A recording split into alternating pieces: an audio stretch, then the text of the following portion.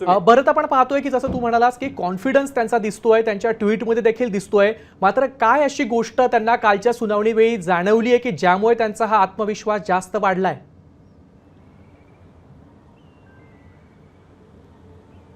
कालच्या सुनावणीमध्ये एक महत्त्वाची गोष्ट होती। कपिल सिब्बल यांनी ज्यावेळेस हा युक्तिवाद केला की राजकीय पक्ष कशा पद्धतीने सर्वश्रेष्ठ आहे, विधिमंडळ पक्ष आणि राजकीय पक्ष यामध्ये एक महत्त्वाची गोष्ट असते ती म्हणजे राजकीय पक्षाच्या सहीशिवाय, त्यांच्या AB फॉर्म शिवाय विधिमंडळ पक्षासाठी जो काही उमेदवार निवडून येतो त्याला तिकीटच राजकीय पक्ष देतो, राजकीय पक्षाचे प्रमुख देत असतात आणि त्यामुळे राजकीय पक्ष हा सर्वश्रेष्ठ आहे अशा पद्धतीचा हा युक्तिवाद होता। आणि याच संदर्भात ज्यावेळेस सरन्यायाधीशांनी एक महत्त्वाची टिप्पणी केली, त्यांनी म्हटलं की राजकीय पक्षाचे जे काही अधिकार आहेत, राजकीय पक्षाच्या ज्या काही भूमिका आहेत, राजकीय पक्ष कसा सर्वश्रेष्ठ आहे या संदर्भात स्पेसिफिक क्रायटेरिया असायला हवा अशा पद्धतीची जी काही टिप्पणी आहे ती सरन्यायाधीशांनी केल्याचं पाहायला मिळालं। आणि याच टिप्पणीनंतर जे काही न्यायमूर्ती बागची आहेत त्यांनी सुद्धा अत्यंत महत्त्वाचं असं मत त्या ठिकाणी मांडल्याचं पाहायला मिळालं। त्यांनी म्हटलं की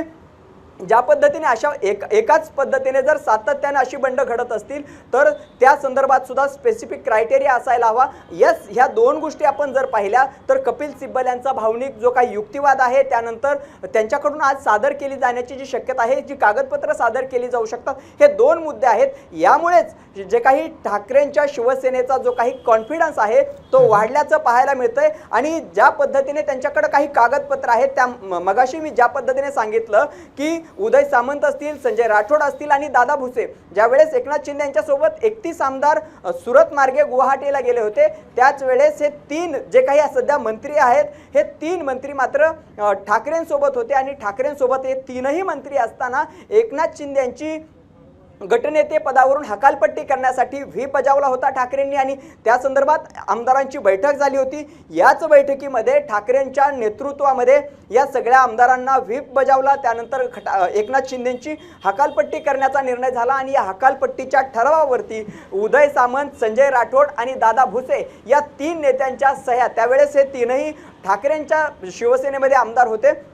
या तिघांच्याही त्यावरती सह्या असल्याची माहिती आहे। आणि हाच जो ठरावाचा कागद आहे तो सुप्रीम कोर्टामध्ये दाखल केला जाणार आहे आणि या तीन